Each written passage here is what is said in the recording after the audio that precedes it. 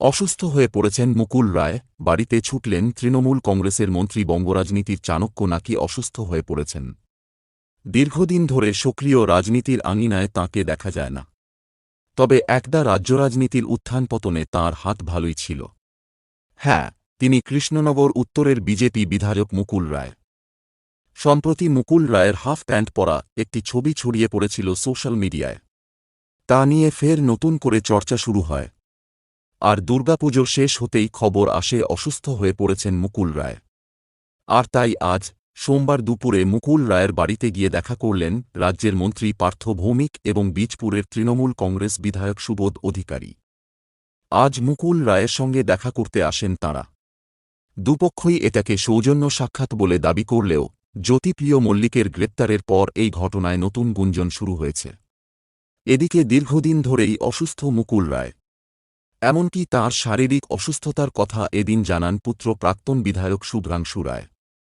আজ তাঁর বাড়িতে গিয়ে দেখা করলেন রাজ্যের মন্ত্রী পার্থ ভৌমিক এবং বিধায়ক সুবোধ অধিকারী। কথা বলেন পুত্র শুভ্রাংশু রায়ের সঙ্গেও। এই সাক্ষাৎ নিয়ে মন্ত্রী পার্থ ভৌমিকের দাবি, বিজয়ার শুভেচ্ছা এবং নমস্কার জানাতেই তিনি মুকুল রায়ের বাড়িতে এসেছিলেন।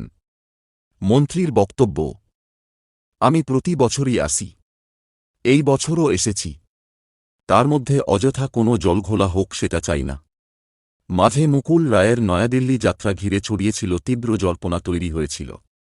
এই মুহূর্তে শারীরিক অসুস্থতার জেরে বাড়ি থেকে তেমনভাবে বের হতে পারছেন না বর্ষীয়ান বিধায়ক। অন্যদিকে আজ সকালে মুকুল রায়কে বাড়ির উপরের তলার বারান্দাতেও বেশ কিছুক্ষণ দেখা যায়। সেখান থেকেই সাংবাদিকদের সঙ্গে কথা বলেন তিনি। বিজয়ার শুভেচ্ছা বিনিময়ও তিনি করেন। তারপর সোমবার দুপুরে মুকুল রায়ের কাঁচরাপাড়ার বাড়িতে উপস্থিত হন রাজ্যের সেচমন্ত্রী পার্থ ভৌমিক। তাঁর সঙ্গে ছিলেন বীজপুরের বিধায়ক সুবোধ অধিকারী। প্রায় ৩-০ মিনিট বিজেপি বিধায়কের বাড়িতে তাঁরা ছিলেন। মুকুল রায়ের ছেলে তথা কাঁচরাপাড়া পুরসভার ভাইস চেয়ারম্যান শুভ্রাংশু রায়ও আগাগোড়া সেখানে উপস্থিত ছিলেন। আর মন্ত্রী পার্থ ভৌমিক বাড়ি থেকে বেরিয়ে সাংবাদিকদের বলেন, মুকুলদার চিকিৎসা ঠিক মতো হচ্ছে। আমার ধারণা